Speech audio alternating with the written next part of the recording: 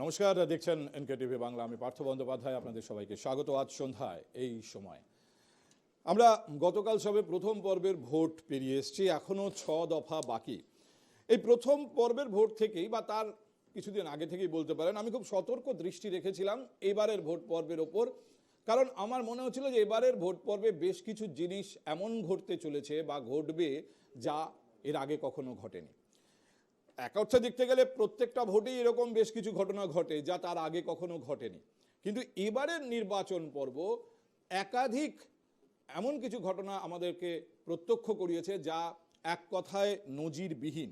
যেমন ধরুন, অধীর চৌধুরী 5 বারের সাংসদ বহরমপুর কেন্দ্র থেকে, এবারে প্রচারে বেরোচ্ছেন, এ নিয়ে তিনবার তাকে গিয়ে গো ব্যাক শুনতে হলো। তিনি কোথাও ধৈর্য হারিয়ে ফেলছেন, কংগ্রেসের সমর্থকদের সঙ্গে যারা গো ব্যাক ধ্বনি দিতে এসছেন তাদের হাতাহাতি দেখতে হচ্ছে আমাদের।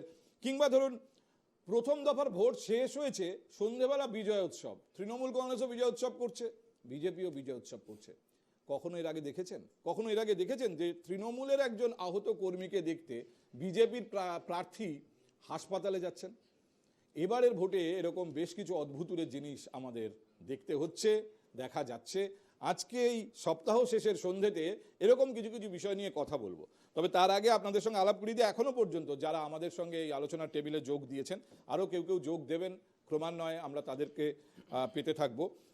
প্রদেশ কংগ্রেসের তরফে আজ আমাদের এই টেবিলে রয়েছেন সন্দীপা চক্রবর্তী। আমাদের সঙ্গে সিপিআইএম এর রিতেশ রয়েছেন, রিতেশ বসাক সিপিআই এর, আর রয়েছেন আজিজুল বিশ্বাস রাজনৈতিক বিশ্লেষক হিসেবে। আমি বিস্তারিত আলোচনায় যাওয়ার আগে আমাদের এখানে জানিয়ে রাখি যে বিজেপির তরফ থেকে প্রীতম দত্ত এসে পৌঁছানোর কথা, তিনি সময় মতো এসে পৌঁছতে পারেননি। প্লাস আমাদের সঙ্গে ভার্চুয়ালি বাইরে থেকে থাকার কথা তৃণমূল কংগ্রেসের তরফে পার্থপ্রতিম রায়ের, আমরা তার সঙ্গেও তাকেও আমরা যোগাযোগ করে পাইনি। পার্থবাবু হয়তো যে কোনো সময় আমাদের এই আলোচনায় চলে আসবেন। আমি শুরুটা একটু জাস্ট আজিজুল আপনাকে দিয়ে শুরু করি। জাস্ট একজন অ্যানালিস্ট হিসেবে, একজন অবজারভার হিসেবে, খুব নিরপেক্ষ অবজারভার হিসেবে প্রথম পর্বের ভোট নিয়ে আপনার অ্যানালিসিস কি? আমার নিজস্ব যে ফিডব্যাক সিস্টেম আছে, আমি যেহেতু নর্থ বেঙ্গলে প্রায় 14.5 বছর ছিলাম, ফলে আমার একটা নিজস্ব একটা পরিচিতির জায়গা আছে। সেই সূত্রে আমি যেটা দেখেছি, একটা অভাবনীয় একটা ভোটের ছবি গতকাল উঠে এসেছে। বিশেষ করে মানুষ স্বতঃস্ফূর্তভাবে ভোট দিয়েছে কালকে। এবং সবচেয়ে আমি ব্যক্তিগতভাবে খুশি হয়েছি যে জেলা নিয়ে একটু আশঙ্কা সকলের মধ্যেই থাকে, সেটা হচ্ছে কোচবিহার। এবং কোচবিহারের স্পেশালি যদি বলি, দিনহাটা, সীতাই, এই অঞ্চলগুলোতে কিছু ছিটে ফোটা বিচ্ছিন্ন বিক্ষিপ্ত কিছু ঘটনা ছাড়া কোচবিহারের ভোট বেশ ভালো সংখ্যাতেই হয়েছে, কিন্তু তারপরেও আমি বলবো তুলনামূলক বড় ঘটনা, বড় ঘটনা। ফলে সেখানে এবং মানুষ স্বতঃস্ফূর্তভাবে ভোট দিয়েছে। এবং আমি নাম করব না, একদম দায়িত্বশীল কোচবিহার জেলার একজন প্রথম সারির রাজনৈতিক নেতৃত্ব, সে নিজেও আমাকে বললেন যে একদম মানুষ স্বতঃস্ফূর্তভাবে ভোট দিয়েছে। এবং কার পক্ষে দিয়েছে এইভাবেই বলি যে এটা কি রাজ্য সরকারের প্রতিষ্ঠান বিরোধিতার পক্ষে মানুষ ভোট দিয়েছে, না লক্ষ্মীর ভাণ্ডারে ভোট দিয়েছে? কারণ নারী, বিশেষ করে মহিলাদের ভোট একটা অন্য ধরনের স্বতঃস্ফূর্ততা গতকালকে কোচবিহারে লক্ষ্য করা গেছে। আচ্ছা, আমি একটুখানি আলাপ করে দিই প্রীতমের সঙ্গে। প্রীতম দত্ত, বিজেপির তরফে প্রীতম ইতিমধ্যে এসে পৌঁছেছেন। এক কথায় আজিজুল, আপনার গতকালকের ভোট নিয়ে সেরকম কোনো অভিযোগ নেই, আপনার মতে সার্বিকভাবে আপনি পাস মার্ক দিতে চান কমিশনকে? হ্যাঁ, সত্যি কথা বলতে কি, আমি একটু আগে আপনাকে বলছিলামও যে পশ্চিমবাংলার নির্বাচনী সহিংসতার একটা তো খারাপ ইতিহাস রয়েছে, যেটা আমরা মনে প্রাণে চাই না সেই ইতিহাস আবার। পার্থবাবুকেও পেয়ে গেছি, পার্থপ্রতিম রায় তৃণমূল কংগ্রেসের তরফে। পার্থবাবু, শুধু জেনে নেব আপনি আমার কথা শুনতে পাচ্ছেন কিনা? শুনতে পাচ্ছি আপনার, হ্যাঁ, এবার আপনার গলা আমি শুনতে পেয়েছি। আচ্ছা, বেশ, আমি অপেক্ষা করছিলাম প্রীতম এবং পার্থবাবুর জন্য। এবার আমরা আমাদের আজকের বিষয়ে আসি। আমি শুরুতেই বলেছিলাম যে এমন কিছু ঘটনা ঘটছে যা এর আগে দেখিনি, অভূতপূর্ব বলা যায়, অদ্ভুতুরেও কোনো ঘটনা আছে। কিন্তু শুরুতে যেটা ছুতে চাই সেটা কিন্তু খুব হালকা বিষয় নয়। আপনারা জানেন তৃণমূল কংগ্রেস এর আগে, প্রথম পর্বের নির্বাচন শুরু হওয়ারও বেশ 7-8 দিন 10 দিন আগে থেকেই বিভিন্ন নির্বাচনী প্রচার সভাতে তৃণমূল কংগ্রেসের শীর্ষ নেতৃত্ব কমিশনের বিরুদ্ধে অনাস্থা জানিয়েছেন। কমিশন বিজেপির হয়ে কাজ করছে, সরাসরি এই লাইনে অভিযোগ করেছেন। কিন্তু গতকাল মমতা বন্দ্যোপাধ্যায় আর এক ধাপ এগিয়েছেন এবং এগিয়ে তিনি অনাস্থা জ্ঞাপন করেছেন কেন্দ্রীয় বাহিনীর বিরুদ্ধে। তিনি বলেছেন কেন্দ্রীয় বাহিনীকে ব্যবহার করে ভোট লুট হতে পারে। আমি আজকে প্রথম এই প্রসঙ্গটা তুলতে চাই। বলা বাহুল্য, কেন্দ্রীয় বাহিনীর বিরুদ্ধে কোনো রাজনৈতিক নেতা সরাসরি অভিযোগ করছেন, এক অর্থে অভূতপূর্ব। ইতিহাসে এর নিদর্শন আছে কিনা আমাদের অতিথিরা বলবেন, কিন্তু আগে আপনাদের শোনাবো মমতা বন্দ্যোপাধ্যায় গতকাল জনসভায় দাঁড়িয়ে ঠিক কি বলেছেন। যার বিয়ে তিনি পুরোহিতের ভূমিকা পালন করছেন। প্রধানমন্ত্রী, স্বরাষ্ট্রমন্ত্রী জেনে রাখুন, এখন ইলেকশন চলছে, আপনাদের গভর্নমেন্ট কিন্তু গভর্নমেন্ট ইলেক্টেড হবার পরে আবার নতুন করে বলবেন আমরা ইলেক্টেড গভর্নমেন্ট। যখন ইলেকশন চলে তখন কেয়ারটেকার গভর্নমেন্ট থাকে। আপনারা কি করে স্টেট পুলিশকে টোটাল বাদ দিয়ে শুধু সেন্ট্রাল পুলিশকে দিয়ে ইলেকশন করাচ্ছেন, যাতে বাক্স লুট করতে পারেন, মানুষকে ভোট দিতে আটকাতে পারেন, মানুষের ভোটে বাধা দিতে পারেন। মনে রাখুন, কমপ্লেন আমরা করে রেখেছি এবং আগামী দিন এই ইস্যু কিন্তু আমরা ছাড়বো না, আমরা শেষ পর্যন্ত লড়ে যাব। আমি সব এভিডেন্স পেয়ে গেছি, সব এভিডেন্স দিয়ে প্রমাণ করে দেব। আগে সেন্ট্রাল পুলিশ কিন্তু বিজেপি ছিল না, কোনো দিন ছিল না। আমি কোনোদিনও দেখিনি আর্মির বাড়িগুলোকে গেরুয়া রং করে দিচ্ছে। মনে রাখবেন, মোদি যদি আবার আসে, দেশে স্বাধীনতা থাকবে না। দেখুন, মমতা বন্দ্যোপাধ্যায় সরাসরি এবার অনাস্থা প্রকাশ করলেন কেন্দ্রীয় বাহিনীর বিরুদ্ধে, এবং তিনি একই সঙ্গে দুটো ভাগ আছে, এক তো কেন্দ্রীয় বাহিনীর বিরুদ্ধে অনাস্থা এবং কেন্দ্রীয় বাহিনী বিজেপির, প্লাস তিনি চান রাজ্যের পুলিশও থাক বুথে, যাতে কেন্দ্রীয় বাহিনী যদি কোনো এমন কিছু করতে চায় যা সাধারণ মানুষের ভোটাধিকার পরিপন্থী, তাহলে সেখানে রাজ্য পুলিশ ব্যবস্থা নিতে পারবে। এরকমই একটা সুর, একটা টোন অভিষেক বন্দ্যোপাধ্যায়ের গলাতেও প্রায় এই ধরনের অভিযোগ আমরা আজকে শুনেছি। আমি পার্থবাবু প্রথম আপনার কাছে আসি। কেন্দ্রীয় বাহিনী কোনো একটা রাজনৈতিক দলের প্রভাবে প্রভাবিত হচ্ছে, সরাসরি এই অভিযোগ করছেন আপনারা। এর পেছনে কি সত্যি কোনো যুক্তি এবং এভিডেন্স আপনাদের কাছে আছে, নাকি এটা জাস্ট রাজনৈতিক স্টান্ট? দেখুন, বেশ কিছু ঘটনা থেকে মানুষ উপলব্ধি করতে শুরু করেছে যে কেন্দ্রীয় কোনো সংস্থাই আজকে আর নিরপেক্ষ নয়, কোনো না কোনো ভাবে প্রভাবিত হচ্ছে তারাও, আর কেন্দ্রীয় সরকারের যে দল রয়েছে তাদের দ্বারা। আজকে শীতলকুচির 2021-এর ঘটনায় কেন্দ্রীয় বাহিনীর দ্বারা 4 জনের মৃত্যু, কিংবা সীমান্ত এলাকায় 21-এর নির্বাচন, এবার নির্বাচনেও আমরা দেখেছি যে ভোটারদেরকে প্রভাবিত করবার একটা প্রয়াস। কোথাও একটা বিজেপি সমর্থক এবং নেতৃত্বরা যেভাবে কেন্দ্রীয় বাহিনীর সঙ্গে দহরম মহরম বা তাদেরকে প্রভাবিত করবার প্রয়াস রেখেছে, আমরা এই ব্যাপারে নিশীথ প্রামাণিকের বিরুদ্ধে নির্বাচন কমিশনে অভিযোগ জানিয়েছি। তার পাওয়ার অ্যান্ড পোস্টকে ব্যবহার করে তিনি কেন্দ্রীয় বাহিনীকে কোথায় কোন বাহিনী পোস্টিং হবে এক্ষেত্রেও হয়তো কিছু প্রভাব বিস্তার করেছে। আমরা সে ব্যাপারেও অভিযোগ জানিয়েছি কমিশনকে। এই সমস্ত আমার প্রশ্ন হচ্ছে, কেন্দ্রীয় বাহিনী তো আলটিমেটলি কেন্দ্রীয় বাহিনী, কেন্দ্রীয় পুলিশ কেন্দ্রীয় সরকারের অধীন, কোনো রাজনৈতিক দলের অধীন বলে যদি তাকে দাগিয়ে দেন, তাহলে ইনফ্যাক্ট নির্বাচন কমিশন তারা কোনো রাজনৈতিক দলের, কেন্দ্রীয় বাহিনী তারা কোনো রাজনৈতিক দলের। তার মানে আপনারা জেনেই এই মাঠে খেলছেন যে রেফারি আপনাদের নয়, নিশ্চিতভাবে তো পক্ষপাতিত্ব তো হচ্ছে। নির্বাচন কমিশনের ভূমিকা তো সন্দেহের ঊর্ধ্বে নয়, তাদের নিরপেক্ষতা নিয়ে বারে বারে প্রশ্ন উঠেছে। এক যাত্রার পৃথক ফল আমরা দেখেছি যে কপ্টারে কারো কোনো রাজনৈতিক দলের নেতা কপ্টারে আইটি হানা হচ্ছে বা নির্বাচন কমিশনের তত্ত্বাবধানে সেখানে দেখা হচ্ছে, চেক করা হচ্ছে, আবার কারো কপ্টারে হচ্ছে না। কেউ সেই সমস্ত বিষয়গুলোকে এড়িয়ে যাচ্ছে। এই যে বিষয়গুলো, এখান থেকে কি ধারণা হয় না যে কোথাও একটা কমিশনের ভূমিকা নিয়ে ক্ষোভ এক জিনিস। ইনফ্যাক্ট কমিশনের আগেও অনেক রাজনৈতিক নেতা, বড় বড় রাজনৈতিক নেতা কমিশনের সমালোচনা করেছেন, কিন্তু কেন্দ্রীয় বাহিনী পক্ষপাতিত্ব করছে। কেন্দ্রীয় বাহিনীকে বিজেপির বাহিনী হিসেবে চিহ্নিত করে দেওয়া। এখানে প্রীতম আছাম, এবার প্রীতম আপনার কাছে শুনতে চাই। যেমন নেত্রী তেমন তাদের মুখপাত্র বা পার্থদা শিক্ষিত লোক, খুব ভালো পড়ান টরান, কিন্তু কিভাবে স্টুডেন্টদের পড়াবেন যে ভারতবর্ষের যে আর্মি বা প্যারামিলিটারি ফোর্স, যাদেরকে আমরা শ্রদ্ধা করি, যাদেরকে দেখলেই আমরা স্যালুট করি, যাদেরকে দেখলেই জয় হিন্দ স্লোগান করি, তারা একটা মনে আছে আমরা যে বিদ্যাসাগর সেতুতে একটা নিজস্ব একটা ড্রিল করছিলেন, যেটা শিডিউল ড্রিল। ওরা দেখছিলেন কত গাড়ি আসে না আসে, তাদের নিজস্ব একটা কার্যপদ্ধতির মধ্যে পড়ে। সেইটা দেখে মমতা ব্যানার্জি বলেছিলেন যে এটা মিলিটারি শাসন নাকি হয়ে যাবে পশ্চিমবঙ্গে, কু হয়ে গেছে। তো আমরা দেখেছি। আর উনি মমতা ব্যানার্জি কী বলছেন, একদম যেভাবে পঞ্চায়েতে ভোট উনি লুট করেন, উনি দেখবেন আনকোট উনি বলেছেন বাক্স লুট, বক্স লুট।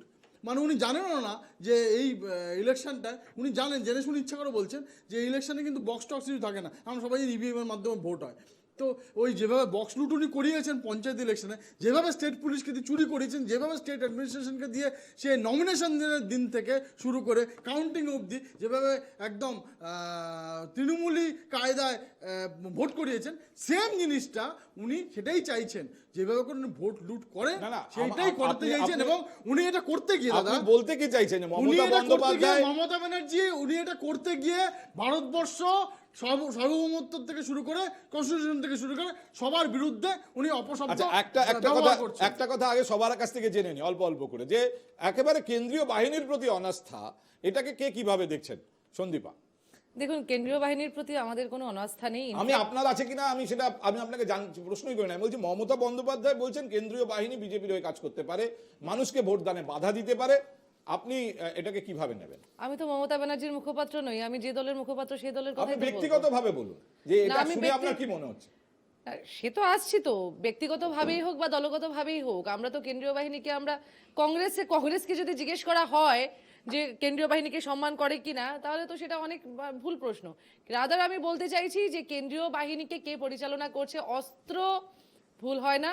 সে একটা অস্ত্র দিয়ে মানুষও মারা যায়, একটা অস্ত্র দিয়ে আপেলও কাটা যায়। সেই অস্ত্রটা কার হাতে থাকবে, সেটা পরিচালনা কে করবে, সেটার উপর ডিপেন্ড করছে। ইলেকশন কমিশন, ডেফিনেটলি ইলেকশন কমিশনের আরও একটু নিরপেক্ষ হওয়া উচিত ছিল। কিন্তু মমতা ব্যানার্জি যে উস্কানিটা দিয়েছেন কালকে মানুষকে, যে নির্বাচন কমিশন স্টেট পুলিশকে দিয়ে ভোট করাতে পারতো। আমরা তো স্টেট নির্বাচন কমিশন পঞ্চায়েতের সময় দেখেছি রাজীব হাসিনা কি করেছে। রাজীব হাসিনাকে দেখেছি যে মমতা ব্যানার্জির বা তৃণমূলের কতটা আস্থাভাজন হিসেবে উনি কাজ করেছেন। তো সেখান থেকে মানুষের মধ্যে একটা ভয় আর ভীতি ঢুকে গেছে, এবং সেজন্যই আমরা, মানুষ যেরকম চাইছে আমরাও সেরকমই বলছি যে আমি একটা লাইন বলে শেষ করে নেই। হ্যাঁ, সেনাবাহিনী বা আধা সামরিক সেনাবাহিনী চাই, কিন্তু তারপরেও বলবো যে কথাটি মাননীয় মমতা ব্যানার্জি বলেছেন যে স্টেট পুলিশকে কাজে লাগানো হচ্ছে না, সেটি ভুল কথা।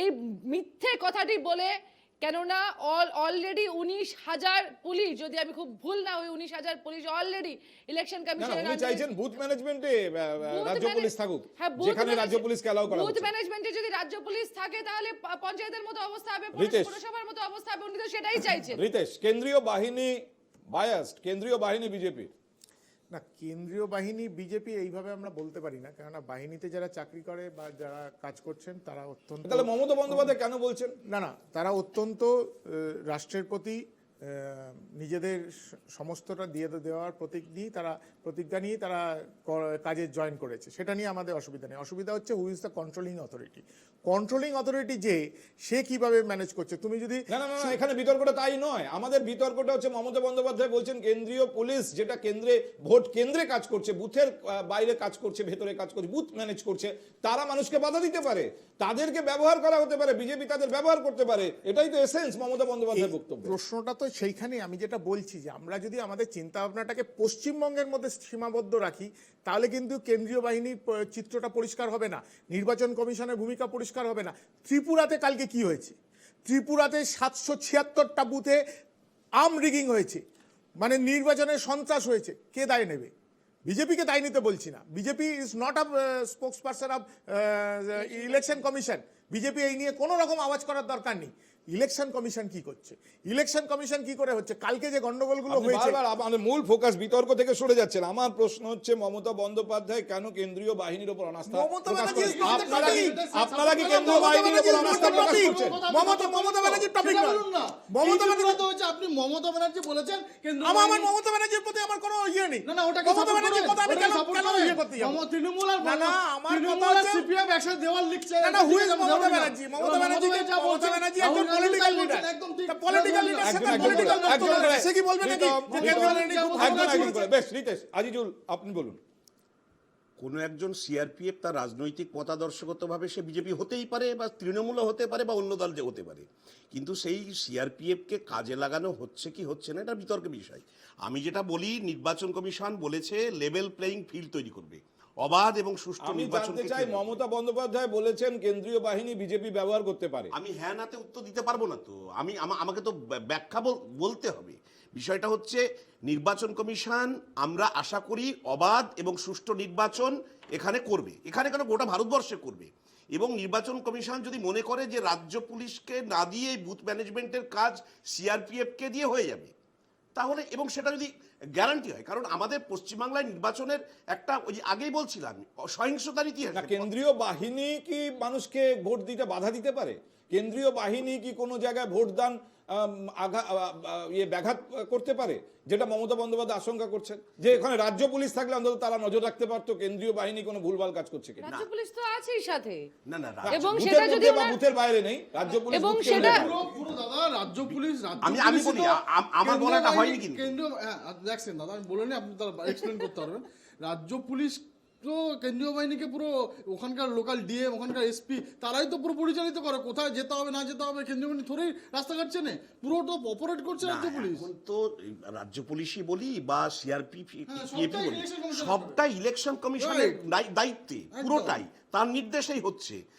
এবার যদি নির্বাচন কমিশন মনে করে যে রাজ্য পুলিশকে আমি বুথে কাজে লাগাতে পারবো, এবং সে যদি কনফার্ম থাকে যে রাজ্য পুলিশকে দিয়ে নিরাপদে ভোট করানো যাবে, অবাধ ভোট করা যাবে, করাতেই পারেন। আচ্ছা, তাতে আমি কোনো এই সমস্যা নেই। প্রসঙ্গে লকেট একটা চ্যাটার্জি, লাইন- লকেট চ্যাটার্জি কি বলেছেন আগে একটু শুনিয়ে নি, কারণ বিজেপি শিবির থেকে প্রতিক্রিয়া এসছে লকেট চ্যাটার্জির মুখ থেকে, শুনুন। কমিশনকে বলবো স্ট্রিক্টলি ব্যবস্থা নিন, এবং আমরা শান্তিপূর্ণ অবাধ নির্বাচন চাই। সেখানে যা যা করবার থাকে, কারণ এই রাজ্য পুলিশকে পুরো লাগানো রয়েছে নির্বাচনকে বরবাদ করবার জন্য। নির্বাচনে ভয় দেখানো, মানুষ যেন ভোট দিতে না আসে, টিভিতে এরকম ছবি দেখবে, মানুষ যেন ভোট দিতে না বেরোয়।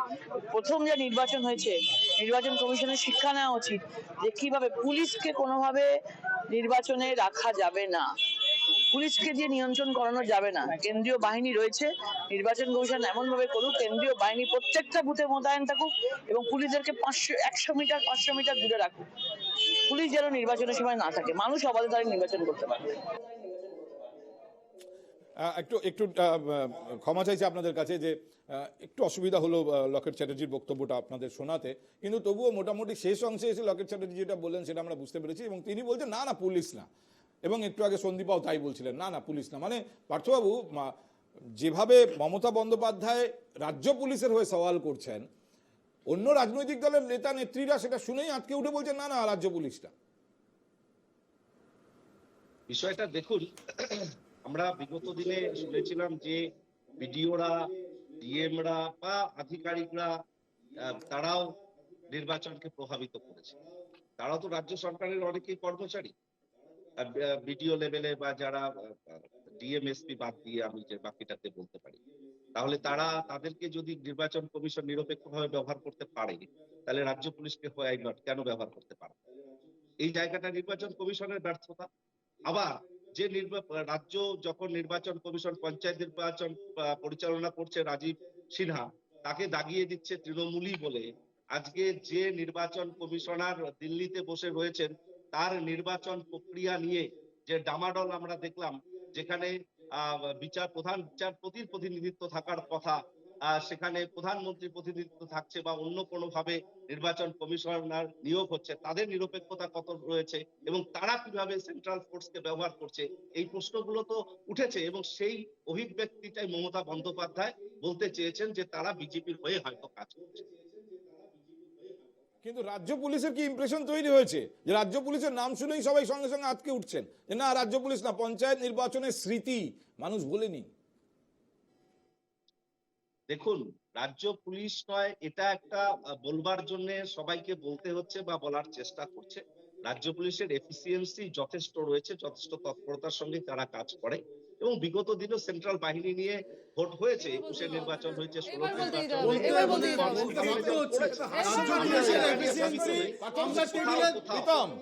কোথাও সেন্ট্রাল বাহিনীকেও অন্যভাবে ব্যবহার করার যে প্রক্রিয়া চলছে সেটার বিরোধিতা নিশ্চিতভাবে করবার অধিকার তৃণমূল কংগ্রেসের রয়েছে এবং তৃণমূল কংগ্রেস করছে, এবং সেন্ট্রাল বাহিনী বলেই তারা ভিন্ন বেশ, পথে পার্থবাবু, পরিচালিত আমি হবে আবার না, ফিরে আসছি তাদের আপনার কাছে। কর্তাদের এবার দ্বারা। আমি সেটাকে আরো আমি অনেকগুলো দায়িত্ব নিয়ে ইন্টারেস্টিং বলছি। বিষয় আছে, ইউনিক বিষয়, অভূতপূর্ব বিষয়, কিন্তু সন্দীপা তার আগে আপনার বক্তব্য শুনে নিই। পার্থবাবু নিউ টাউন রাজারহাট তাপস চ্যাটার্জি তৃণমূলের এমএলএ, সেখানকার পঞ্চায়েত ঝ্যাংরা হাতিয়ারা 2, সেখানকার বাসিন্দা আমি।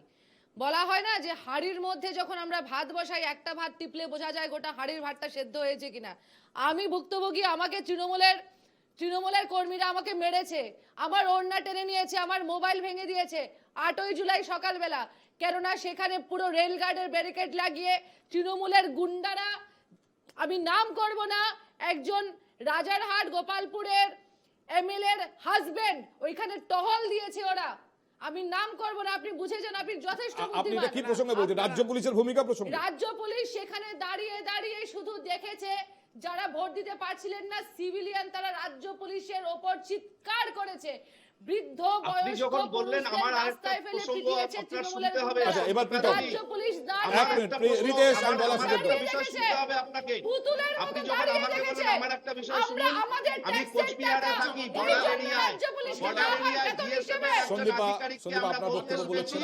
পদ্ম পার্থদা ফুলে বুঝে ভোট গেলেন তো? দেওয়ার জন্যে। পার্থদা, আপনি এটাও নিজে কিন্তু কানে একটা শুনলেন? ইনস্ট্যান্ট। এই পার্থদা, ইনস্ট্যান্টকে বলছি, ভুললে চলবে না। পার্থদা, এক মিনিট, একসঙ্গে বললে কারোর কথা শোনা যাচ্ছে না। পার্থবাবু, আমি আপনাকে বলার সুযোগ দেবো, আপনি বাকিদের রিয়াকশন নিয়ে নিন। পার্থদা, সন্দীপা দেবী আপনার বললেন বলে আমি ইন্ডিজোটের বলছি। সব যে সাথে লোকজন আছে সেই লোকে কি বলছে, সেই একজন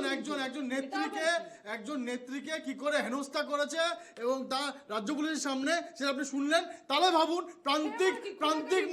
প্রান্তিক মানুষরা যারা সন্দেশখালী থাকে তাদের কি অবস্থা হয়েছে, যারা ডায়মন্ড হারবার ফলতায় থাকে তাদের কি অবস্থা হচ্ছে। সুতরাং আচ্ছা, রাজ্য প্রীতম, পুলিশের এক মিনিট, সন্দেশখালী কিছুটা চাপা পড়ে গেছিল, সিবিআই আবার খুঁচিয়ে তুলেছে, মানে এটা ভোটের মুখে তো বিজেপির পক্ষে সুখবর। ভোটের নির্দেশে চলছে, ভোটের মুখে তো বিজেপির পক্ষে সুখবর। আপনার এজেন্ডা ঠিক হবে না, মানে চাপা just না একটা চাপা প্রশ্ন। আপনার এজেন্ডা ঠিক হবে না এই দাদা। প্রসঙ্গে একটা পার্থদা, এক মিনিট, পার্থদা, প্রীতম, চাপা না চাপা এটা আপনার ভোটের এজেন্ডা ঠিক মুখে হবে তো না। বিজেপির জন্য সুখবর। না বাস, না, ব্যাপারটা আমাদের জন্য সমাধান সুখবর করুন। না, মানুষের জন্য সুখবর। ওখানে যারা মাতৃশক্তি তারা যেভাবে বুক চাপড়ে বলছে যে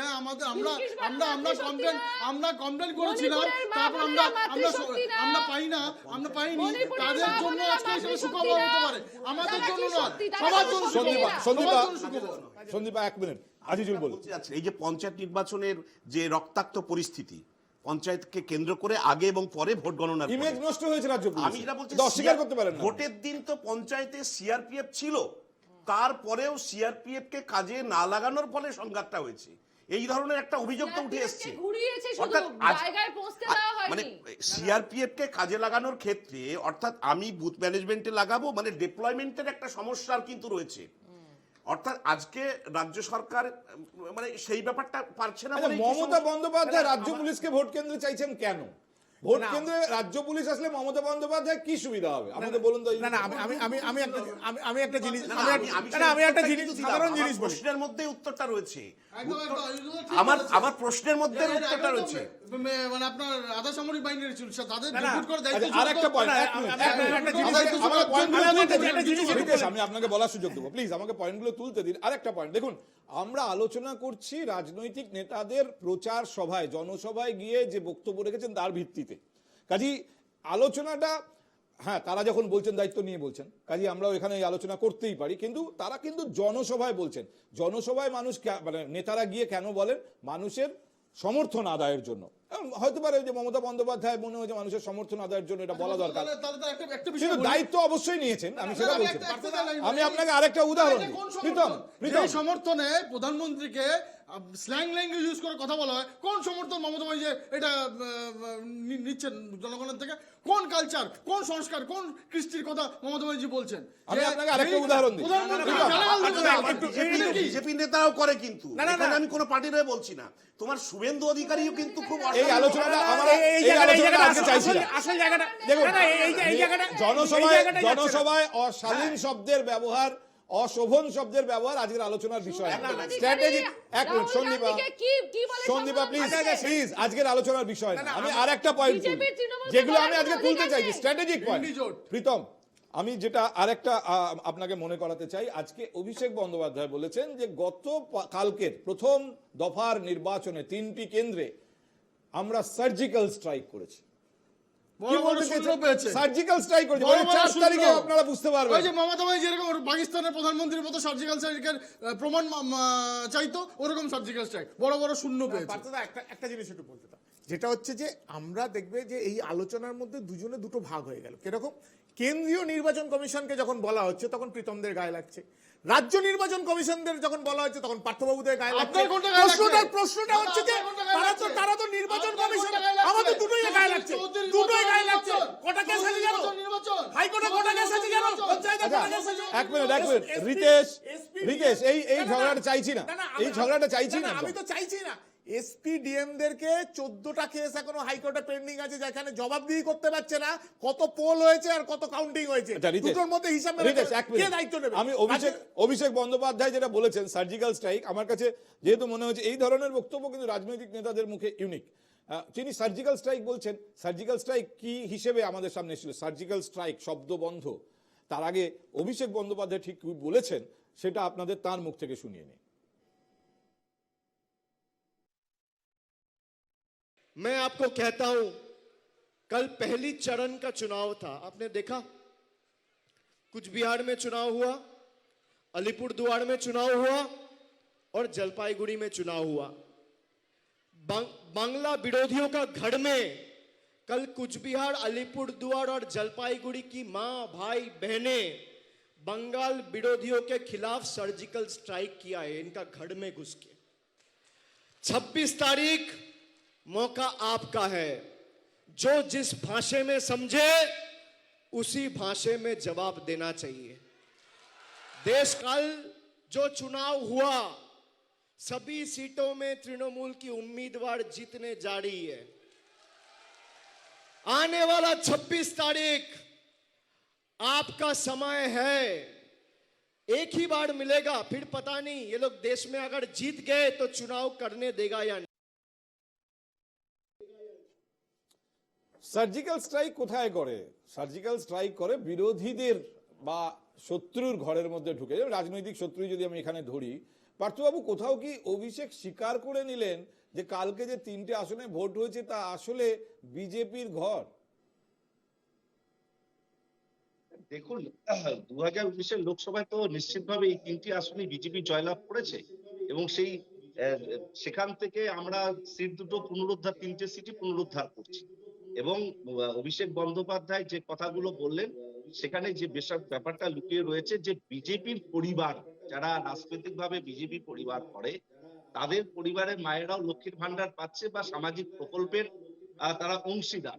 এবং যেভাবে কেন্দ্রের মোদী সরকার মানুষের সাধারণ চাহিদাগুলোকে মর্যাদা দেয়নি, তার থেকে বিক্ষুব্ধ হয়েই তারা তৃণমূল কংগ্রেসের অনুকূলে ভোট করছে। এই বিষয়টাকে তিনি সার্জিক্যাল স্ট্রাইক হিসেবে বলতে চেয়েছেন এবং এভাবেই সাধারণ মানুষের সমর্থন নিয়ে তৃণমূল কংগ্রেস 3টি আসনে পুনরুদ্ধার করছে। আচ্ছা, আমি একটা ছোট বিজ্ঞাপন বিরতি নিতে হবে। প্রীতম, আপনি তো বলবেনই, এই বিষয়টার সঙ্গে আরেকটা বিষয় খুব পাশাপাশি যায়, কিন্তু সেটা আমি শেষ পাতে রাখবার চেষ্টা করেছিলাম। মানে আমার ইচ্ছা আছে এখনো অবধি সেই বিষয়টা শেষ পাতে নেওয়ার। ফলে এই পার্টিকুলার বিষয়টাকে, এই যে অভিষেক বন্দ্যোপাধ্যায়ের সার্জিক্যাল স্ট্রাইক মন্তব্য, এই বিষয়টাকে আপাতত একটু ধামাচাপা দিই। বিরতির পরে আর একটা গুরুত্বপূর্ণ বিষয় আলোচনা করে তারপর আবার এটা ফিরবো এবং তখন প্রীতম আমি আপনার জবাব নেব এবং অন্যরা যদি বলতে চান তাদের কথাও শুনবো, আপনাদেরও শোনাবো। আমরা ফিরে আসছি টেবিলে একটা ছোট্ট বিজ্ঞাপন বিরতির পর।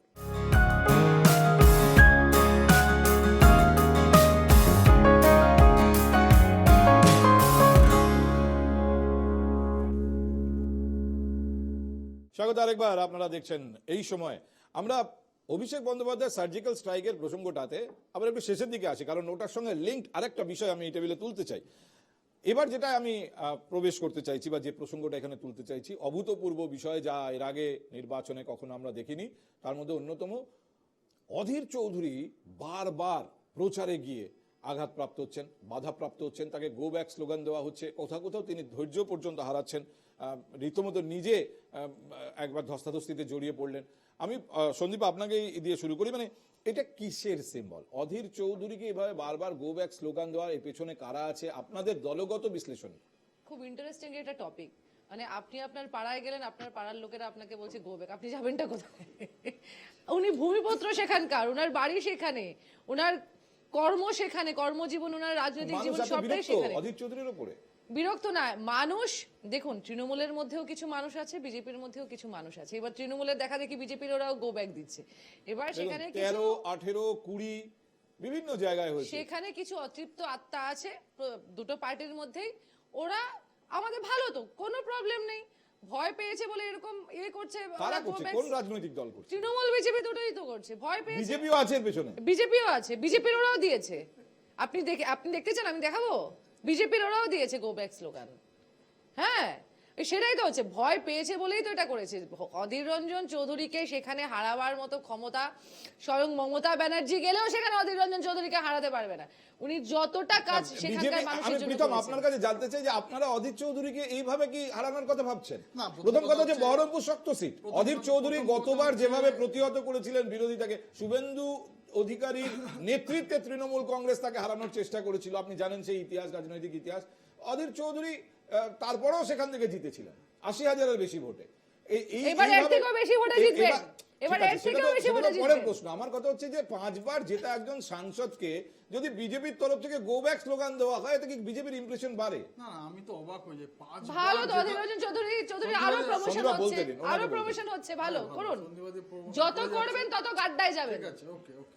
বলুন কেন বিজেপির নাম কেন আমি শুনলাম? অবাক হয়ে যাই, এত বড় বর্ষিয়ান নেতা, আমাদের ভারতবর্ষের মতো গণতন্ত্রের বিরোধী দলনেতা, পার্লামেন্টের, তিনি 5 বারের সাংসদ, অথচ ওনাকে জনগণ গো ব্যাক বলছে, এই বলছে সেই বলছে, সেই জনগণকে উনি ম্যান হ্যান্ডলিং করছে।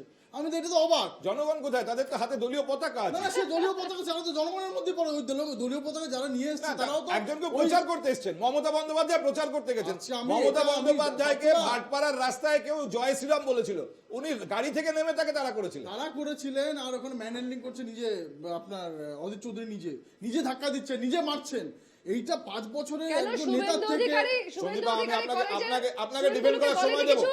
আপনাকে ডিফেন্ড করার সময় দেবো, বলুন। আমি ওটাই মানে মুশকিল। দেখুন আজকে আমাকে কেউ- একজন প্রার্থী আমি- প্রচারে যাবেন, তাকে কেন? না না, সেটা তো আমরা একদম এই রাজনীতি ভারতীয় জনতা পার্টি করে না, এরকম করে না। কিন্তু সেদিনকে কেন হয়েছিল, যেটা ভারতীয় জনতা পার্টির কথা বলছে, কি হয়েছিল যে আজকে আমাদের লোক, বাচ্চা থেকে শুরু করে বুড়ো থেকে শুরু করে তাদের রক্তাক্ত অবস্থা, কিসের জন্য? এই মমতা ব্যানার্জি অধীর রঞ্জন চৌধুরীদের ডিভিসি পলিটিক্সের জন্য, ডিভাইড এন্ড রুল পলিটিক্সের জন্য। শুধু ওই জন্য আজকে আমাদের কার্যকর্তারা রক্তাক্ত, যারা রামনবমীর মিছিলে গেছিল তারা রক্তাক্ত, ওপর থেকে ঢিল ছুঁড়ে মারছে, ওপর তার থেকে জন্য বোম গো ছুঁড়ে ব্যাক স্লোগান মারছে। দেবেন রাজনৈতিক তার প্রচারে জন্য যাওয়া আজকে একজন প্রার্থীকে। উনি আমার- কোনোদিনও এর আগে আমার- দেখতে আসেনি, হঠাৎ উনি সেই টাইমে উনি এসেছিলেন, ওনাদের আমার ইনস্ট্যান্ট যেটা মনে পড়ছে, আমি তখন বিজেপি ওনাকে রিলেটেড এই স্লোগান ধরনের দিলেন। ছবি তার খুঁজছিলাম জন্য- মাথার মধ্যে তার জন্য ইতিহাসে। ম্যান্ডেলি, আমার- তার জন্য এত এক বড় মিনিট, রাজনীতিবিদ, এক মিনিট, প্রীতম, উনি অন্য বিরোধী প্রীতম, দলের লোককে আমার ম্যান্ডেলি যেটা করবে। যেটা এই মুহূর্তে মনে পড়ছে, যতটা আমি রিকল করবার চেষ্টা করছিলাম, যে বিজেপির নেতা ম্যান হ্যান্ডেলড হয়েছেন। দিলীপ গিয়েছিলেন, দিলীপ ঘোষ তখন রাজ্য সভাপতি পাহাড়ে গিয়েছিলেন, তার সঙ্গে ছিলেন জয়প্রকাশ মজুমদার, যিনি এখন তৃণমূল কংগ্রেসের নেতা, সেই সময় বিজেপিতে ছিলেন। সেই ছবি আমাদের স্মৃতিতে আছে, কচুবনেও তো চলে গেছিল। লাঠি মেরে কচুবনে ফেলে দেওয়ার ছবি। কিন্তু কথা হচ্ছে, তখন আপনার প্রীতম কি মনে হয়েছিল, এটা কতটা যুক্তিসঙ্গত, আমরা সমর্থনযোগ্য? তো বলি, আমরা তো সবসময় তাই বলি যে একটা রাজনীতি হবে পলিসিগত ভাবে। আমি আপনার এখানে যেরকম ডিবেট হচ্ছে কথা বলছি, সেটা গায়ে হাত তুলবে কেন? সে যেই হোক পার্থবাবু, আজকে এই এক মিনিট, আমরা সবাইকে শুনতে হবে, সময় কমে আসছে। পরিবর্তন করতে হবে, সেটা প্রীতম, একমাত্র ক্ষমতা আপনার ভারতীয় বক্তব্য জনতা পার্টির। শুনেছি, কিন্তু দুর্ভাগ্যজনক যে আমরা শুনলাম যে বিজেপিও এই একই দোষে দোষী। পার্থবাবু, তৃণমূল কংগ্রেসের বিরুদ্ধে এই অভিযোগ, এত শক্তিশালী বিজেপি দল, দোষী না। এত শক্তিশালী সংগঠন, অধীর চৌধুরীকে গো ব্যাক স্লোগান দিতে হচ্ছে কেন? দুটো বিষয়, অধীর চৌধুরী আসলে নিজেই খানিকটা দিশেহারা হয়ে গিয়েছেন, তাই জন্য তিনি মাথা গরম করে ফেলছেন। কিছু ক্ষেত্রে আমরা পরপর কয়েকটি ইনসিডেন্ট দেখলাম, তিনি নিজেই কাউকে ধাক্কা দিচ্ছেন, কারো গালে থাপ্পড় মারছেন, বা এই ধরনের কিছু ম্যান হ্যান্ডেল করছেন। আসলে তিনি বুঝতে পেরেছেন এবার হয়তো তার পরাজয় একদম আসন্ন।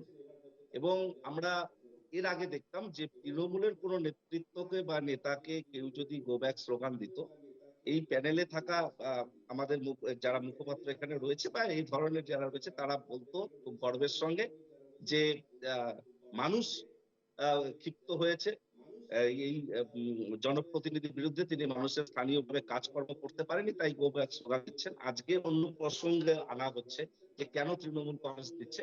আমরা একদম স্পষ্ট বলি, আমি একসময় আমার অধীর কোনো গড় বলে যেটা আমার পরিচিত, স্মৃতিতে মনে পড়ছে না সেটাতে যে উনি তৃণমূল মানুষের কংগ্রেসের কোনো চাহিদা নেতাকে মেটাতে গো ব্যাক স্লোগান দেওয়া সমর্থ হয়েছে। হননি এবং যেভাবে রাজা ম্যানহ্যান্ডেল তৃণমূল করছে কংগ্রেসের তার সমর্থকরা প্রতিবাদ মানুষ করছে। রাজ্যপালকে কালো পতাকা দেখানো, একমাত্র আমার যেটা মনে পড়ছে মমতা বন্দ্যোপাধ্যায়কে একবার জয় শ্রীরাম বলা হয়েছিল অর্জুন সিং এর এলাকায়, এবং মমতা বন্দ্যোপাধ্যায় গাড়ি থেকে নেমে যে জয় শ্রীরাম বলেছে তার খোঁজে ছুটে গিয়েছিলেন।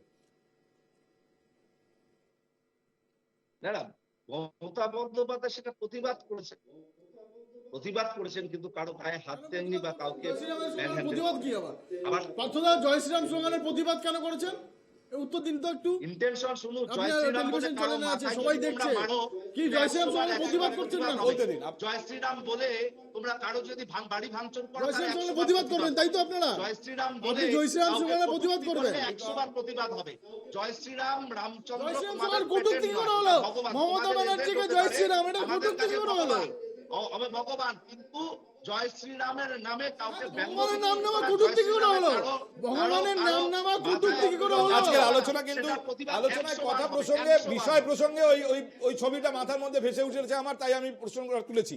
কিন্তু যে কোনো একজন রাজনৈতিক প্রার্থী নির্বাচনের সময় প্রচারে যাবেন, মানুষের কাছে তার কথা বলবেন, তাকে গো ব্যাক যদি সাংগঠনিকভাবে দেওয়া হয় দলের পতাকা হাতে, তাহলে সেটা দুর্ভাগ্যজনক। তৃণমূল কংগ্রেসের পতাকা হাতে এটা দেওয়া হয়েছে। আজিজুল, বিষয়টা হচ্ছে যে রাজনৈতিক প্রতিপক্ষ যদি প্রবল প্রতাপশালী হয়, 25 বছরের সাংসদ অধীর চৌধুরী, এবং ঘটনাচক্র, আমি মুর্শিদাবাদের ছেলে, আমি ঘুরে এলাম এক সপ্তাহ আগে, আমি কোথাও দেখিনি অধীর চৌধুরীর বিরুদ্ধে সাধারণ মানুষের ক্ষোভ রয়েছে। সত্যি কথা বলতে গিয়ে আমি স্টাডি করে যেখানে যাই, হ্যাঁ একটা জিনিস রয়েছে, 25 বছরের একজন সাংসদ সমস্ত মানুষের মানে ভালো মন্দে মানে কিছু খুশিও যেমন করতে পারবেন, কিছু তো বিষয় থাকে। যেমন আমি স্বীকার করে নিচ্ছি যে কোভিড সিচুয়েশনে অধীর চৌধুরীর কিছু ভূমিকা নিয়ে সেখানকার কিছু মানুষের মধ্যে সমস্যা থাকতে পারে, আছে, আমি শুনেছি।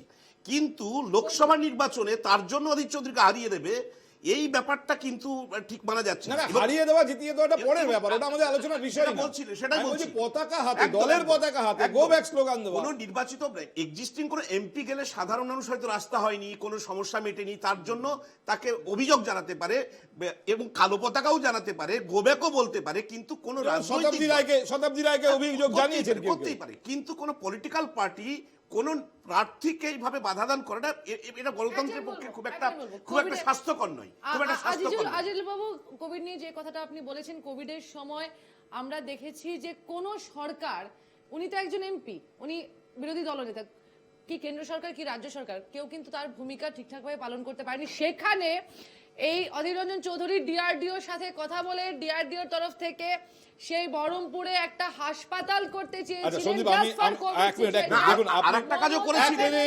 এক মিনিট, অধীর চৌধুরী কোভিডের সময় কি করেছেন আজকের আলোচনার বিষয় না। আজিজুল প্লিজ, সময় নষ্ট হচ্ছে রিতেশের কাছে। এক মিনিট, শ্রমিকদের তিনি নিয়ে এসেছেন। আজিজুল, অধীর চৌধুরীর মূল্যায়ন করার দরকার নেই এই টেবিলে, আমি চাইছি না। আমি রিতেশ আপনার কাছে জানতে চাইছি, ধরুন কার্তিক পাল, রাজনীতিতে সে অর্থে কোনো পরিচয় নেই, কিন্তু তিনি বিজেপির একজন প্রার্থী হয়ে দাঁড়িয়েছেন। যেখানে তিনি দাঁড়িয়েছেন সেখানে যে দলের কোন অঞ্চলে তিনি প্রচারে যাচ্ছেন, অন্য দলের শক্তিশালী সংগঠন আছে, তারা পতাকা দেখিয়ে তাকে গো ব্যাক স্লোগান দেবে। এটা কি ধরনের রুচি বা কি ধরনের সংস্কৃতি রাজনীতি? না, অধীর চৌধুরীর ক্ষেত্রে যে বিষয়টা বলা হচ্ছে, যে বিষয়টা আপনি তুললেন, সেখানে হচ্ছে যে অধীর চৌধুরীকে গো ব্যাক স্লোগান তৃণমূলও দেখিয়েছে, বিজেপিও দেখিয়েছে। দুটো কারণ আছে। এক হচ্ছে যে দেখবেন মানুষ যখন বড় হয়, মানে যখন নিজেকে আইডেন্টিফাই করতে যায়, দুটো কারণে।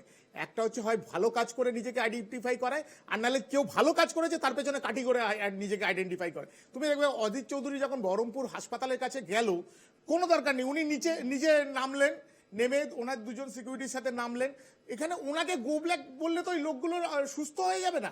অধীর চৌধুরীও দেখতে গেছে, ওইখানকার যে বিজেপির যে কর্মকর্তা, সে গিয়ে অধীর চৌধুরীর ঘাড়ের ওপরে উঠে গিয়ে বলছে গো ব্যাক, কারণ সে জানে যে অধীর চৌধুরীর পেছনে যদি আমি এরকম একটা কাটি করি, কালকে খবরের কাগজে সবচেয়ে আগে আমার নাম। আচ্ছা, আমাকে এই প্রসঙ্গে আমি রিতেশ জাস্ট এই প্রসঙ্গটা তুললেন বলে বলছি, আমার আরেকটা ছবি মনে পড়ছে যে দিলীপ ঘোষ বিজেপির প্রার্থী, তিনি দেখতে গেছেন বর্ধমান হাসপাতালে তৃণমূল কংগ্রেসের একজন আহত ব্যক্তিকে। সেটাই তো বলছি, দুটো জিনিস আছে। একজন হচ্ছে যে না, কেউ দিলীপ ঘোষকে কেউ গো ব্যাক স্লোগান দিয়েছে বলে আমি শুনিনি। না না দেবে না তো সেটাই না তো না পরিস্থিতি দেবে না না অধীর চৌধুরী কোন পরিস্থিতিতে গেছেন ওটা ম্যাটার করে। দেখো এই একটা না না স্পর্শকাতর একটা বিষয় সেটাই বলছিলাম। না তবে তবে না না উনি তবে- যখন এর আগে দিলীপ কিছু ঘোষ বললেন না, কোনো ওনারা slogan ডিভাইড দেবে না তো? ডিভাইড এন্ড রুল পলিসি করে গেলেন। একসঙ্গে সবাই নয়, একসঙ্গে সবাই নয়। এক মিনিট আজিজুল, আমি ফিরে আসবো আপনার কাছে। পার্থবাবুর কাছে জানতে হবে। পার্থবাবু, দিলীপ ঘোষ গেলেন আপনাদের দলের একজন আহত কর্মীকে দেখতে, দিলীপ ঘোষকে কিন্তু কেউ গো ব্যাক স্লোগান দেয়নি। না, সারা পশ্চিমবঙ্গে ভোট হচ্ছে, দুটি কোথাও ফুল। গোবলাক স্লোগান কোনো প্রার্থীকে দেওয়া হচ্ছে না, অধীর চৌধুরীকে কেন দেওয়া হচ্ছে? এটাও কিন্তু এর পেছনে কি কারণ রয়েছে সেটাও খুঁজে দেখা দরকার। আজিজুল দা যেমন মুর্শিদাবাদের ছেলে, আমি নওদাতে চাকরি করতাম দীর্ঘদিন, একসময় অধীর চৌধুরীকে সেখানে ভগবান মানত, কিন্তু আমি এই গত বছর জেনেছি যে অধীর চৌধুরী সাংসদ হিসাবে তিনি বিরোধী দলনেতা কংগ্রেসের হয়েছেন, অনেক বড় জায়গায় রাজনৈতিক কেরিয়ার পৌঁছেছেন, কিন্তু ওই মানুষগুলোর জন্য যাদের প্রতিনিধিত্ব করছেন তাদের জন্য তেমন ভাবে কোনো কাজ করেননি। সেখানকার মানুষের ক্ষোভ রয়েছে একদম নিচু তলায়, তারই বহিঃপ্রকাশ এটা হতে পারে। অর্থাৎ কালকে উদয়ন গুহকে কিন্তু আটকে রেখেছিল। কালকে উদয়ন গুহকে আটকে রেখেছে আটকে রেখেছে। মহিলারা। হ্যাঁ। তার মানে কি উদয়ন গুহ খারাপ কাজ করেছে? ওখানে ভালো কাজ করতে পারিনি। প্রশ্নটা সেটা না, প্রশ্নটা হচ্ছে আমি কতটা হাইলাইটেড হব। একজনের পেছনে কাটি করে বা তাকে আটকে রেখে বা ইয়ে করে যখন কোনো ইস্যু থাকে না, তখন আমি বলে নিচ্ছি, আমাকে প্রীতম একটু বলতে দাও, তুমি বলবে তো, তোমার জন্য পুরো স্টুডিও রইলো, পুরো স্টুডিও আপনাকে রইলো। বলার সুযোগ দেবো, রিতেশ শেষ আমার করুন। কথা হচ্ছে যে রাজনীতিতে মানুষের কথাগুলোকে চাপা দেওয়ার জন্য তুমি দেখবে উত্তরবঙ্গের নির্বাচনে সবচেয়ে বেশি হাইলাইটেড কোন কথা হয়েছে? নিশীথ অধিকারী আর উদয়ন গুহ দুজন গিয়ে মারপিট করেছে, সেটা সবচেয়ে বেশি। চা বাগানের কথা কি হাইলাইটেড হয়েছে? উদয়ন গুহ আর নিশীথ অধিকারী রোজ মারপিট করছে, পুলিশ ইন্টারভিউ করছে, এটা হাইলাইটেড হচ্ছে। নিশীথ প্রামাণিক, একই নিশীথ প্রামাণিক। একই, প্রীতম, আমার একই প্রশ্ন হচ্ছে, গোয়ালের গরু। দিলীপ ঘোষ যখন দেখতে গেলেন, তৃণমূল কংগ্রেসের স্থানীয় নেতৃত্ব এটাকে নিয়ে নানা রকম মন্তব্য করেছেন যে দিলীপ ঘোষ ওখানে রাজনীতি করতে গেছেন বা আমাদের লোককে উনি দেখতে যাওয়ার কোনো প্রয়োজন ছিল না, সে আমাদেরই আছে। দিলীপ ঘোষ বলেছেন না, ও আসলে তৃণমূল কংগ্রেসের বিক্ষুব্ধ ইত্যাদি। আমি সে প্রশ্নে যাচ্ছি না। দিলীপ ঘোষকে বাধা দেওয়া হয়নি, গো ব্যাক বলা হয়নি, বরং এটা প্রাথমিকভাবে অনেকেই শুনে বলছেন বা হয়তো বেশ ভালো সৌজন্যের ব্যাপার। অধীর চৌধুরীকে গো ব্যাক বলতে হলো কেন হাতে দলীয় পতাকা নিয়ে? না না, ওই যে আজিজুল বলছিল না, একটা বিশেষ পরিস্থিতি, আর একজনের অসুস্থ দিল্লিতে দেখতে গেছেন। দিল্লিতে তো এর আগেও কোন একটা জায়গায় ওনাদের জল শরবত খেয়ে এসছেন, ওই ছিল আমরা দেখলাম তৃণমূলের ব্যাচ পরে দিল্লিতার সাথে লোকে ছবি তুলছে। জনপ্রিয়তার ব্যাপার, দিল্লিতাকে ভালোবাসেন, একটা কথা দিল্লির বলো, মাটির না সাথে না সম্পর্ক প্রীতম একটা আছে। কথা বলো, যে পরিস্থিতি একজন নির্বাচিত সাংসদ ওই এলাকার গেছে, তিনি মানে তোমাদের বিজেপির তরফ থেকে বলা হচ্ছে যে আপনি কেন আমাদের পক্ষে বলেননি? একজন নির্বাচিত প্রতিনিধি তিনি আমরা কি বলতে পারেন? ভুল আরে করছো। সেটাই, না, না, সেটাই আমাদের বলতে চেয়েছি। আমি পার্টির স্ট্যান্ড যদি বলি যে আমরা এইরকম কোন রকম কোন আচরণের 100% পার্টির না, তুমি ভিডিওটা দেখেছো, তুমি বলো না। এবং আমি কি ভুল বলছি? পার্টি থেকে ওনার না, তুমি সম্বন্ধে কি বলা বলো না? হয়েছে যেটা আপনার আমি যদি ঠিক না, করেননি। আরে না, ঠিক না, আছে, কোনোরকম তুমি কোনো আমাকে ধাক্কা মারবে না? আজকে না, না, আমি যদি তুমি আমাকে প্রীতমের বলো। বাড়ি যেতে চাই, কোনোরকম প্রীতম কোনো আমাকে পার্টি, ধাক্কা মারবে আমার না? পার্টি, না, আমি না, আচ্ছা, হাসপাতালে, না না তুমি আমাকে বলো, এই কথাটাই বলো। না না, আমি সেটাই বলছি যে আমার পার্টি কোনোদিনও এরকম কোনো বিশৃঙ্খলাকে বা এরকম কোনো অ্যাক্টিভিটিসকে সাপোর্ট করে না। তাহলে এখানে ifs and buts কিছু থাকতে পারে না। একদম অধীর একদম চৌধুরী কি একদম বলা সেটা আমরা হয়নি? কন্ডেম যে আপনি করেছি, কোথায় একদম ছিলেন? কন্ডেম আমরা করেছি, মার খাচ্ছি, 100% কন্ডেম এখন করেছি, মার খাচ্ছি। 100% অধীর কন্ডেম চৌধুরী করেছি। এটা নিয়ে কোনো অধীর চৌধুরী বিতর্ক সবার। নেই, অধীর এটা নিয়ে কোনো চৌধুরী বিতর্ক বড় নেই। প্রত্যেকটা সবার। মানুষের। উনি গোটা পশ্চিমবঙ্গ প্রদেশ কংগ্রেসের কিন্তু উনি একটা সেক্রেটারি জায়গায় পাচ্ছেন। এক মিনিট, আবার অধীর চৌধুরীকে প্রার্থী হিসেবে গৌরবান্বিত করারও কিছু নেই, এটা কিন্তু প্রচার সভা, একদম, এটা জনসভা না। আমি এবার নিরপেক্ষভাবে বলছি। পার্থদা আমার একটাই কথা, যেরকম আমরা কন্ডেমও করি সেরকম কাউকে গোবলাক আমাদের স্লোগান বলা, আমাদের সেটা- পয়েন্ট অফ কনসার্নটা কোথায়? আমাদের পয়েন্ট অফ কনসার্ন, পার্থবাবু আরেকবার ফিরে আসে আপনার কাছে। রাজ্যের শাসক দল হিসেবে তৃণমূল কংগ্রেসের দায়িত্ব থাকে অনেক বেশি। এবার যদি দেখা যায় অধীর চৌধুরীকে কোথাও তৃণমূল কংগ্রেসের পতাকা ঝান্ডা কাঁধে নিয়ে কেউ গো ব্যাক স্লোগান দিচ্ছে, ঠিক এই পথ অনুসরণ করে যেখানে কংগ্রেসের সংগঠন মোটামুটি শক্তিশালী, যদিও তার সংখ্যা অনেক কমে গেছে, সেখানে তৃণমূল কংগ্রেসের প্রার্থী যখন নির্বাচনী প্রচারে যাবেন, তাকে যদি কাঁধে কংগ্রেসের পতাকা নিয়ে গো ব্যাক স্লোগান দেওয়া হয়, যদি এই সংস্কৃতিটা ছড়িয়ে পড়ে, এর ফলে নানা রকম অশান্তি ঘটনা ঘটে, এই দায়টা কিন্তু তৃণমূল কংগ্রেসের ওপর চলে যাবে, কারণ তৃণমূল কংগ্রেসের হাত ধরে বিষয়টা শুরু হয়েছে। বিজেপির ঘাড়েও যাবে। বিজেপির ঘাড়েও কিছুটা যাবে। দেখুন, এই ধরনের প্রার্থীকে বাধা দেওয়া কখনোই কাম্য নয়, কিন্তু গলাকে এসে নওদাতে নিন, গলাকে এসে যে বলুন। ঘটনাটা ঘটেছে সেটা কোন প্রেক্ষিতে ঘটেছে, কেন ঘটেছে, বা এই সাম্প্রতিক কালে অধীর চৌধুরী যিনি সেখানকার সাংসদ, প্রচার করতে গিয়ে যেভাবে দু তিনজনকে ম্যান হ্যান্ডলিং করেছে, তার কোনো বহিঃপ্রকাশ আছে কিনা সেই বিষয়গুলো খতিয়ে দেখা নিশ্চিতভাবে প্রয়োজন। তবে কোনো প্রার্থীকে বাধা দেওয়া একান্তই কাম্য নয়, এটা আমরা দলীয়ভাবে বিশ্বাস করি। না, কিন্তু আমার প্রশ্ন হচ্ছে দলীয়ভাবে তৃণমূল কংগ্রেস কিন্তু কোনোভাবেই এরকম কোনো মন্তব্য করেনি, অফিসিয়ালি কোনো স্টেটমেন্ট আমরা পাইনি যে এই ধরনের ঘটনা অনভিপ্রেত, এবং তৃণমূল কংগ্রেস অফিসিয়ালি এই ধরনের ঘটনাকে সমর্থন করছে না। আপনি আজকে যেভাবে বললেন সেভাবে একটা দলের সাংবাদিক সম্মেলনে কুণাল ঘোষ বলতে পারতেন। না না, সবসময় কুণাল ঘোষই বলবে এই কথা কে আমি বলেছে। একটু বলি। নিশ্চিতভাবে দলীয় স্তরে কথাবার্তা চলছে। বলো, এক মিনিট। আমি একটু অধীর চৌধুরী কি বলেছেন আর তার পাল্টা কুণাল ঘোষ কি বলেছেন সেটা আপনাদের শোনাই। আমি এই জন্য বললাম যে কুণাল ঘোষ কি বলেছেন সেটা আমাদের কাছে আছে, তার আগে অধীর চৌধুরী এ ব্যাপারে কি বলেছেন সেটা আপনাদের একটু শুনিয়ে নিই। পুলিশ ওখানটাই লালিপপ খাচ্ছে দাঁড়িয়ে দাঁড়িয়ে। এই বাংলায় কেন্দ্রীয় খোঁজ এই কারণে পেয়েছি, সেন্ট্রাল ফোর্স ভোট হবে এবং ভোট আমরা করাবো। আবার বলছি, এত মস্তানি করার পরেও একটা বুথ যদি দখল করে টাকাতে পারে তৃণমূল, পার্টি করা ছেড়ে দেবো। একটা বুথ আমি দখল। অধীর রঞ্জন চৌধুরী প্রচারে থাকতে এইসব পায়ে পা দিয়ে ঝগড়া করতে চাইছেন। কখনো বলছেন তৃণমূল, কখনো তৃণমূলের কর্মীকে তেড়ে মারতে যাচ্ছেন, গায়ে হাত দিচ্ছেন, কখনো বলছেন অন্য দলের নামে। উনি চাইছেন কোনো না কোনোভাবে খবরে থাকতে, কারণ বহরমপুরে অধীর চৌধুরী হারতে চড়েছেন, তাই এই নাটকবাজি করছেন। তাহলে পার্থবাবু, আমার প্রশ্ন হচ্ছে যে কুণাল ঘোষ তো বলতে পারতেন যদি এরকম কেউ ঘটিয়ে থাকে এটা দলীয় নির্দেশে হয়নি, দল এটাকে সমর্থন করে না, তা নয় উনি দায় চাপালেন অধীর চৌধুরীর ওপর, যেটা নাটক, অধীর চৌধুরী প্রচারে থাকতে এইসব করছেন। না না না, আমি আমার আর কুণাল ঘোষের বক্তব্যের মধ্যে খুব বেশি পার্থক্য নেই। আমি বলেছি এটা কাঙ্ক্ষিত নয় কোনো প্রার্থীকে বাধা দেওয়া, কিন্তু কোন প্রেক্ষিতে নওদাতে এই ধরনের ঘটনাটা ঘটলো সেটা দেখা প্রয়োজন। যে কিভাবে বিগত কয়েকদিন ধরে অধীর চৌধুরী বিভিন্ন জনকে ম্যানহ্যান্ডেল করেছে এবং নওদার মানুষের যে চাহিদা সেটা পূরণে যিনি ব্যর্থ হয়তো হয়েছেন, তারই একটা প্রতিক্রিয়া এটা হয়েছে। তবে কোনো প্রার্থীকে বাধা দেওয়া কাম্য নয়, এটা নিশ্চিতভাবে যে কোনো দলের লোকই বলবে, আমিও সেই কথাটাই অনেক শুনে নিয়েছি, ওই পাঁচালি শুনে নিয়েছি, প্রতিক্রিয়া অমুক তমুক, পার্শ্ব প্রতিক্রিয়া অমুক। শুনুন, আপনাদের ওইখানকার শোনেন, আপনার সন্দীপা দেবী, আপনাকে খুব পরিষ্কারভাবে বলছি, আপনি তির্যক ভাবে কথা বলবেন না, তির্যক ভাবে কথা বলবেন না, তির্যক ভাবে কথা বলা শোনার জন্য আমি এখানে আপনার বসে নেই। আপনার তির্যক কথা শোনার জন্য আমি এখানে বসে নেই। তির্যক ভাবে আপনি কথা বলবেন না। এর আগেও কয়েকবার শোতে আপনি তির্যক ভাবে কথা বলেছেন এবং অনেক ধরনের, কিছুক্ষণ আগেও একটা অন্য ধরনের কথা বলেছেন। আচ্ছা পার্থবাবু, আচ্ছা ওনার আপনার কোনো বক্তব্য ভালো লাগেনি, আমরাও চাই এখানে এমন ভাষায় সবাই কথা বলুন যা সার্বিকভাবে অ্যাকসেপ্টেড হয়। আচ্ছা, আমি আপনার বক্তব্য শুনে নিয়ে আপনাকে আমার বলার সুযোগ দেওয়া উচিত। সন্দীপ, আপনি শেষ করুন। নাড়ু গোপাল বলে একটা তৃণমূলী গুন্ডা আছে ওখানে, একটা ছোকরা আছে, ও কিছুদিন আগে রীতিমতো থ্রেট দিয়েছে যে অধীর রঞ্জন চৌধুরী আসুক, ওনার বাড়িতে গিয়ে হামলা চালানো হবে মানুষকে নিয়ে, ওনার বাড়িতে ঢুকে। এই ধরনের দেখুন, এই ধরনের চাপানুতর চলবেই, কিন্তু একই সঙ্গে আমি আবার শেষে একটা কথা বলতে চাই যে এই ধরনের ঘটনা যদি ঘটতে থাকে, এই সংস্কৃতি যদি ছড়াতে থাকে, তাহলে সেটা সুখবর নয়। এক minute Sandipa please don't get excited. এই ধরনের ঘটনা অনভিপ্রেত। আমি এই প্রসঙ্গটাকে ছেড়ে বেরোতে চাইছি, কারণ আমার হাতে 5-7 মিনিট সময় আছে। আমি অভিষেক বন্দ্যোপাধ্যায়ের প্রসঙ্গে ফিরবো এবং অবশ্যই প্রীতম আপনার কাছেই ফিরবো, কারণ পার্থবাবুর বক্তব্য আমি শুনে নিয়েছিলাম বিরতিতে যাওয়ার আগে। অভিষেক বলেছেন সার্জিক্যাল স্ট্রাইক করা হয়েছে গত কালকের 3টে কেন্দ্রে এবং তার ফল 4 তারিখে বোঝা যাবে। আমি এই প্রসঙ্গে প্রীতম আপনার রিয়াকশন শুনতে চাই। প্রথম কথা তো ওনারা কালকে শূন্য পেয়েছেন।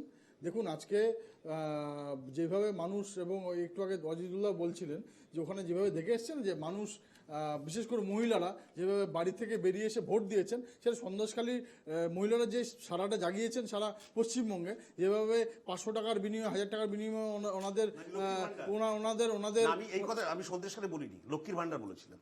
বলুন বলো ভাই বলো। তো তোমার যেই 1000 টাকা বা 500 টাকার বিনিময়ে লক্ষ্মীর ভান্ডার বলে যাদেরকে লক্ষ্মী বলেন, সরস্বতী বলেন, তাদেরকে তাদের ইজ্জত নিয়ে ছিনিমিনি খেলেছেন। তো তার বিনিময়ে যে ভোটটা হবে সেটা ওইখানে নর্থ বেঙ্গল থেকে শুরু হয়েছে, তা অন্তর্জলি যাত্রা অলরেডি তৃণমূল শুরু হয়ে গেছে। কিন্তু সেই জন্যই আজকে interesting এনাদের হচ্ছে- বেশি পারিবারিক কথা বলতে হবে। এক সেকেন্ড দাদা, সেই জন্যই দেখুন আমরা কি বলি সবসময় এখানে যারা ডিবেটে বসি, হোস্টরাও বলে মমতা ব্যানার্জি দারুণ পালস বোঝে, সেই জন্যই মঞ্চে দাঁড়িয়ে গালাগাল দিচ্ছেন, সেই জন্যই মঞ্চে দাঁড়িয়ে রাজ্য পুলিশকে নাকি ইউজ করতে হবে সেটা ঠিক করছেন।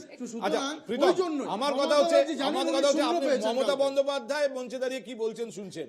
আপনি কি দেখেছেন যে কালকে নির্বাচন শেষ হওয়ার পর সন্ধ্যেবেলা বিজয়োৎসব হয়েছে তৃণমূল কংগ্রেসের? হ্যাঁ, সেটা বললাম তো, সেটা শূন্য পেয়েছেন ওই পিকের কথা মতো, যেটা দেখাতে হবে যে শূন্য পেয়েছি, কিন্তু তবুও তো দেখাতে হয় যে না আমরা জিতেছি। মানে শুরু করেছে আমরা এই যে এবারে নির্বাচনে অভূতপূর্ব যে কিছু কিছু জিনিস দেখছি, তার মধ্যে এটা অন্যতম। কালকে যে 3 কেন্দ্রে ভোট হয়েছে সেখানে দিনের শেষে বিজেপিও বিজয়োৎসব পালন করেছে পার্থবাবু। দেখুন, বিজেপি উত্তরবঙ্গ তাদের জমি হারাচ্ছে সেটা টের পাচ্ছে, এবং নিশ্চিতভাবে আমি বলতে পারি আমরা 3টি আসনই জয়লাভ করব। লক্ষ্মীর ভান্ডার সহ মণিপুর সহ বিভিন্ন বিজেপি শাসিত রাজ্যে মহিলাদের উপর যে অত্যাচারে তার প্রতিফলন হচ্ছে, সন্দেশখালীর প্রতিফলন, এটা দায়িত্ব নিয়ে লক্ষ্মীর ভান্ডারের এবং সামাজিক প্রকল্পের যে সুফল মানুষ পেয়েছে সেটা নিশ্চিতভাবে ভোট বাক্সে প্রতিফলিত। তা বলে যেদিন নির্বাচন হলো সেদিন সন্ধ্যাতেই বিজয়োৎসব, আরে কয়েকটা দিন অপেক্ষা করে একবার 4 তারিখে করলে হতো। আমরা আনন্দ উৎসব করেছি যে আমরা সাকসেসফুলি ভোট মানুষকে স্বতঃস্ফূর্ত সমর্থনটা পেতে চলেছি, তার একটা উপলব্ধি থেকে আমাদের এই আনন্দ উৎসব। তার মানে ইলেকশন কমিশন ভালো কাজ করেছে, এটা বলুন। উল্টো কথা বলছে।